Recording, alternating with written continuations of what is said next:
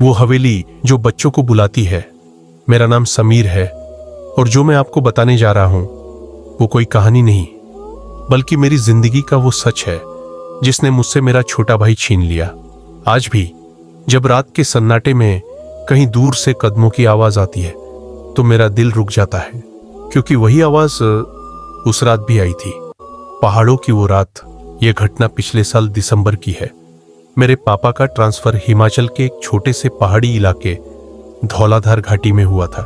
हम 4 लोग थे, पापा, मम्मी, मैं और मेरा 13 साल का छोटा भाई रोहन। शाम ढल चुकी थी, चारों तरफ घना जंगल, सड़क पर एक भी गाड़ी नहीं। तभी रोहन ने खिड़की से बाहर झांकते हुए कहा, भैया वो देखो, सड़क से थोड़ी ऊंचाई पर एक पुरानी हवेली खड़ी थी। टूटी खिड़कियां, झड़ती दीवारें, और ऐसा लग रहा था जैसे वो हवेली हमें घूर रही हो। गाड़ी का रुक जाना, अचानक गाड़ी बंद हो गई। पापा ने कई बार स्टार्ट किया लेकिन इंजन खामोश रहा। नेटवर्क नहीं, सहायता नहीं, और ठंड तेज होती जा रही थी। आखिर पापा ने कहा, रात यहीं बितानी पड़ेगी, उस हवेली में। मम्मी का चेहरा सफेद पड़ गया। हवेली के अंदर हवेली का दरवाजा खुला हुआ था, जैसे किसी को हमारे आने का इंतजार हो। अंदर दीवारों पर पुराने चेहरों की तस्वीरें, फर्श पर खून जैसे काले धब्बे और हवा में सड़ांत की बदबू। रोहन मेरा हाथ कसकर पकड़ चुका था। आधी रात की आवाजें। रात करीब 1:30। मुझे नींद टूटी। ऊपर से आवाज आई, ठक ठक, कोई चल रहा था। फिर सीढ़ियों की चरमराहट और अचानक सब कुछ शांत। तभी मुझे महसूस हुआ रोहन मेरे पास नहीं था। ऊपर का कमरा। हम भागते हुए ऊपर पहुंचे। आखिरी कमरे में एक मोमबत्ती जल रही थी और सामने रोहन जमीन पर बैठा था।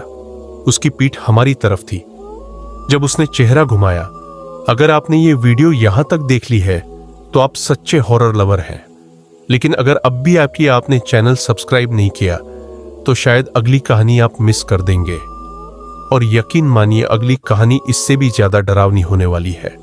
कमेंट में लिखिए आपने ये वीडियो किस जगह से और किस समय देखी है, और चैनल को सब्सक्राइब करके आधी रात की कहानियों का हिस्सा बन जाइए। उसकी आंखों में पुतलियां नहीं थीं, बस गहरा काला खालीपन और होंठों पर अजीब मुस्कान। उसने कहा, उसने मुझे बुलाया। कोने में एक लकड़ी का बक्सा जिससे 2 लाल आंखें झांक रही थी। हवेली से निकलना। सुबह किसी तरह हम वहां से निकले। सबसे डरावनी बात, गाड़ी में कोई खराबी थी ही नहीं। नए घर में रोहन बदल चुका था। वो बातें करता किसी अदृश्य शख्स से, रात में खड़ा रहता अंधेरे में। एक रात उसने मुझसे कहा, भैया वो चाहता है कि मैं वापस जाऊं। तेज बारिश, बिजली की गड़गड़ाहट, और अचानक रोहन घर के बाहर सड़क पर खड़ा था। उसका चेहरा अब इंसान का नहीं था। उसने कहा, अब मैं उसका हूं।